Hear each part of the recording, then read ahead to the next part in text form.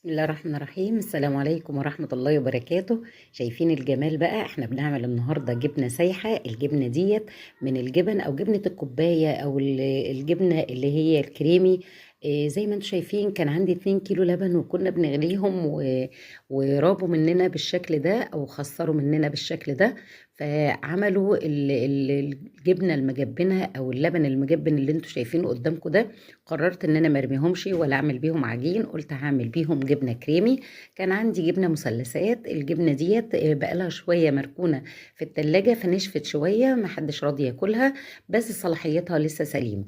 خدت بقى كل الحاجات ديت على بعضها كده وحطيت نص معلقه صغيره من الملح وضربتهم بالهاند بلندر زي ما انتوا شايفين كده. حاجه سهله جدا وجميله جدا، ولو اللبن راب عندك ما ترميهوش، هتعملي بيه احلى جبنه. انا عملت من الكميه ديت كيلو من الجبنه الكريمي. طبعا الجبنه الكريمي دي غاليه جدا.